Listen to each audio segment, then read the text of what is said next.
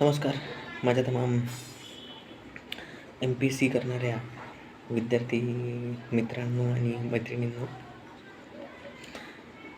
तरी आता सध्याच आपली प्री जी आहे ती पार पडली.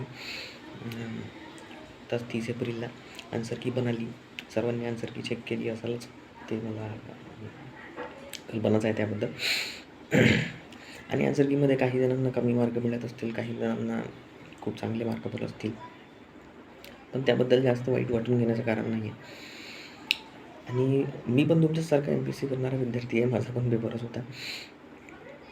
तरी माझं एक स्पष्ट बहुमत असं आहे की ज्यांना जवळपास 70 आणि 70च्या वर मार्क आहे त्यांनी अभ्यास करायला काही हरकत नाही. तसं सर्वांनीच अभ्यास करायला हरकत नाही. जे प्रिपरेशन करत आहे कॉम्पिटिटिव्ह एक्झामसाठी, त्यांची प्रिपरेशन काही कुठं वाया नाही जाणार आहे.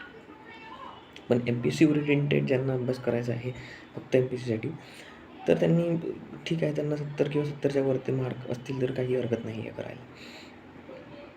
तर त्यामुळे आज आपण बघणार आहे, म्हणजे आज फक्त हा तुला इन्फॉर्मेटिव्ह व्हिडिओ आहे की आता आपल्याला मेन्सच्या तयारीला लागायचं आहे. कारण की आपल्याजवळ 5 महिने आहेत फक्त ऑक्टोबरपर्यंत, आणि त्यानंतर मेन्स आहे.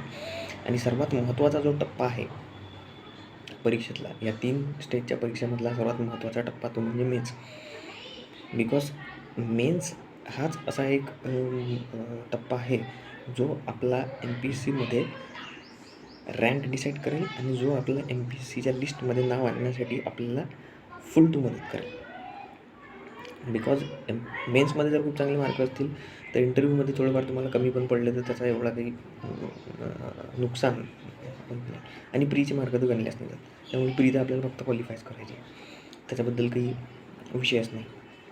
म्हणून सर्वात महत्त्वाचा जो टप्पा आहे तो आपल्या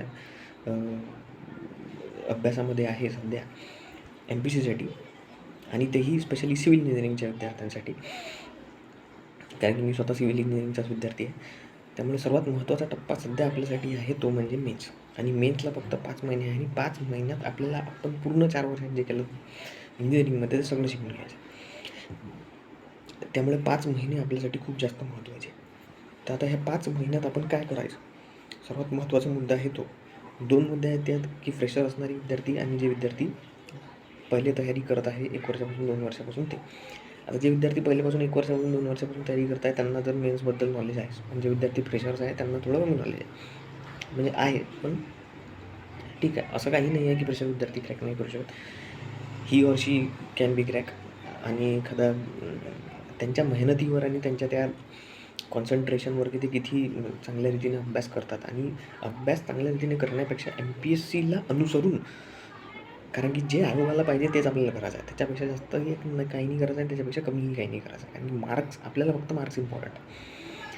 we don't have to got feasibility PhD in it. आपल्याला त्यात PhD नाही करायची आहे. 4 वर्षात जे आपण केलं आपल्याला आताही फिजिबिलिटी PhD नाही करायची आहे. आपल्याला फक्त एक्झाम काढायची आहे, आपल्याला एक्झामसारखंच घ्यायचं आहे.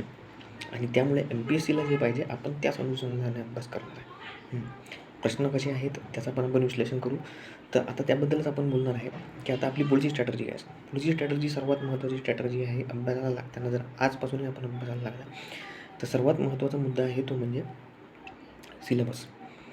सिलेबस हा सर्वात महत्त्वाचा मुद्दा आहे. त्याच्यामुळे सिलेबसचा ॲनालिसिस करणे हेच आपल्यासाठी सर्वात महत्त्वपूर्ण पहिलाच पाऊल आहे. कारण की सिलेबस जर आपल्याला कम्प्लिटली माहीत नाही तर अभ्यास करून काय फायदा, किंवा अभ्यास आपण काय करणार, मग तो ढोबळ मनाने केलेला अभ्यास काही फायद्याचा होत नाही. तर त्यामुळे महत्त्वाचं आहे सिलेबसमधले पहिले ठळक मुद्दे. आणि त्या ठळक मुद्द्यानंतर MPSCने आपल्याला डिटेल सिलेबस दिला आहे, त्याच्यामुळे इतकं काही त्यात डाऊट घेण्याचं कारण नाही आहे. त्यामुळे ठळक मुद्दे आपल्याला पहिले त्याच्या अनुषंगाने घ्यायचे, आणि त्याच्यानंतर आपण त्याच्या आतमधले जे काही मुद्दे आहेत ते बघणार. तर आजचा हा व्हिडिओ त्याच्यासाठी आहे की उद्या जे आहे ते आपण सिलेबसचं पूर्ण ॲनालिसिस बघू. पूर्ण डिटेल ॲनालिसिस सिलेबसचं मी करून देईन तुम्हाला, कारण की सिलेबसचं ॲनालिसिस सर्वात जास्त इम्पॉर्टंट आहे. त्याच्या अनुषंगाने आपल्याला काय काय वाचायचं आहे, कशी आपल्याला तयारी ठेवायची आहे या 5 महिन्यांमध्ये, ते एक महत्त्वाचं आहे. आणि टेस्ट सिरीजचा जो हा मुद्दा आहे तो सिलेबसनंतर जेव्हा तुम्ही प्रिवियस इयर पेपर सॉल्व करून घ्या, तुमची प्रॅक्टिस होऊन जाईल, त्याच्यानंतर हा टेस्ट सिरीजचा मुद्दा आहे. टेस्ट सिरीज एखाद्या महिन्याआधी पण सॉल्व केली तर काही इतकं टेन्शन नाही त्यात. आणि सर्वात महत्त्वाचा मुद्दा आहे सिलेबस नंतर तो म्हणजे प्रिवियस इयर क्वेश्चन्स. कारण की सिलेबस कंप्लीट झाला, आपला अभ्यास झाला, ठीक आहे, थोडाफार कमी जास्त झाला, जास्त झाला, त्याच्याबद्दल काही बात नाही. दुसरा महत्त्वाचा मुद्दा तो म्हणजे येते त्यात, तो म्हणजे प्रिव्हियस इयर प्रश्न. तर प्रिव्हियस इयर प्रश्न MPSCचे आतापर्यंतचे सिव्हिल इंजिनिअरिंगवाले जितके आपले पेपर झाले आहेत ते सर्व आपल्याला सॉल्व करायचे. त्यातला एकही पेपर आपण सोडणार नाही, एकही पेपरही नाही आणि एकही क्वेश्चन नाही. तर प्रिव्हियस इयर पेपर पण आपण पूर्ण सॉल्व करणारच आहे, त्यासाठी काही वादच नाही. आणि MPSCच्या सोबत आपण बाकीच्या पब्लिक सर्व्हिसेस ज्या स्टेट ओरिएंटेड आहेत, म्हणजे स्टेट सर्व्हिसेससाठी ज्या काही बाकीच्या स्टेट सर्व्हिसेसचे काही पेपर्स असतील आहेतच, त्याच्याबद्दल काही वादच नाही. ते मटेरियल पण अवेलेबल आहेत आपल्याला. तर त्याचे पण जे प्रिव्हियस इयर प्रश्न आहेत किंवा त्याच्यातले जे काही क्वेश्चन्स आहेत ते पण आपण सर्व सॉल्व करू. कारण की आपला फोकस जो आहे तो म्हणजे सिलेबस ॲनालिसिस आणि जास्तीत जास्त प्रॅक्टिस. प्रॅक्टिस सर्वात महत्त्वाची आहे. कारण की आपल्याला तिथं काही वाचत नाही बसायचं आहे किंवा गोकमपट्टी नाही करायची. पेपरमध्ये आपल्याला क्वेश्चन सॉल्व करायचे.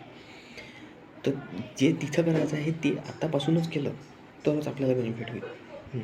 त्यामुळे सर्वात महत्त्वाचा मुद्दा जो आहे तो आहे सिलेबस. आणि सिलेबस नंतर मुद्दा जो आहे तो म्हणजे सिलेबस एक वेळा कंप्लीट झाला तुमचा, कारण की सिलेबसचं ॲनालिसिस केल्यानंतर सिलेबस कंप्लीट करणं महत्त्वाचं आहे. तर सिलेबस एकदा का कंप्लीट झाला, कारण की 4 वर्षात तर आपल्याला नॉलेज आहेच ते, त्याच्यामुळे इतका काही सिलेबस कंप्लीट करण्यामध्ये वाद जाणार नाही.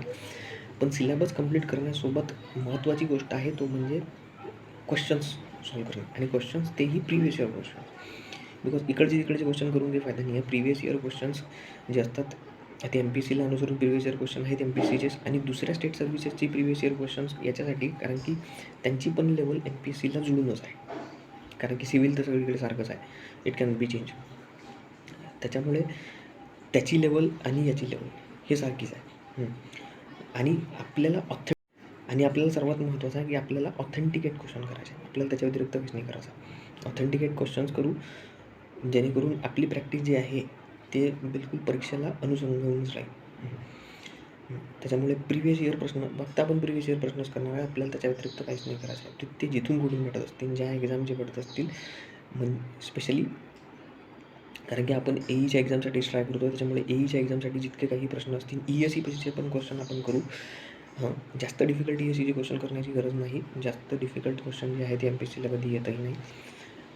पण जे त्या लेवलमध्ये जे आपल्याला त्या लेवलमध्ये वाटतील, म्हणजे आपण पूर्णच पेपर सॉल्व करू ESCचा पण जास्त डिफिकल्ट क्वेश्चन जे आहे ते सॉल्व केल्यानंतरही त्याच्याबद्दल नाही येते याच्याबद्दल टेन्शन घ्यायची काही गरज नाही. ESCचे पण आपण पेपर जे आहे ते सॉल्व करूया. पण पहिल्यांदा आपण जे सॉल्व करू ते म्हणजे MPSCचे प्रिव्हियस इयर पेपर्स. आणि त्याच्यानंतर जे स्टेट सर्व्हिसेसचे पेपर आहे तिथून जो टाईम उरला त्याच्यानंतर आपण मग ESCचे प्रश्न जे आहे ते सॉल्व करूया. कारण की या सगळ्या स्टेट सर्व्हिसेसनी जे आहे ते जे काही प्रश्न त्यात घेतले आहेत ते जवळपास स्वतःही बनवले आहे किंवा ESCतून पण त्यांनी घेतलेले आहेत ते प्रश्न. त्याच्यामुळे ते ESCतले प्रश्न आपल्याला त्यात दिसणारच आहे, MPSCत पण दिसतात, याच्याबद्दल किंवा दिसणार. त्यामुळे हा तर झाला आपला दुसरा टप्पा. आणि तिसरा टप्पा जो आहे तो म्हणजे टेस्ट सिरीज.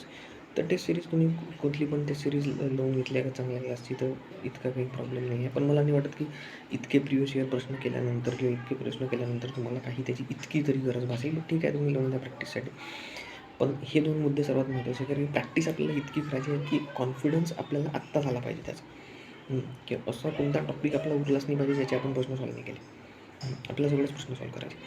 तर उद्या आपण सिलेबसचा पूर्ण ॲनालिसिस करू, कंप्लीट डिटेल ॲनालिसिस करू.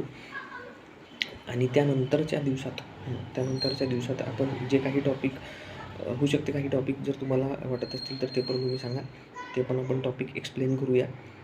जेव्हा केव्हा होईल ते पण टॉपिक आपण एक्सप्लेन करूया. आणि सिलेबसच्या ॲनालिसिसनंतर आपला मेन फोकस राहील तो म्हणजे प्रिव्हियस इयर प्रश्न सॉल्व करण्यावर. बस हाच आपला मेन फोकस राहील. जे टॉपिक तुम्हाला वाटते की एक्सप्लेन करायला पाहिजे मी, ते टॉपिक आपण सेपरेट व्हिडिओ बनवू त्याच्याबद्दल, तो पण टॉपिक एक्सप्लेन करू.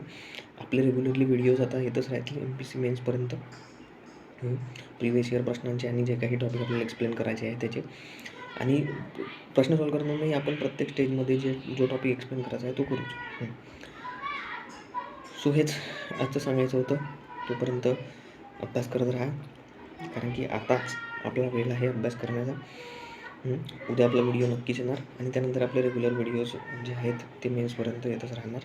कारण की आताची जे स्टेज आहे ते फक्त अभ्यास करण्याची स्टेज आहे. स्वामी विवेकानंदांनी एक महत्त्वाचा कोट आहे त्यांचा की run run run and run till the goal is rich. So आपल्याला जोपर्यंत आपला गोल अचीव होत नाही तोपर्यंत आपल्याला धावायचंच आहे.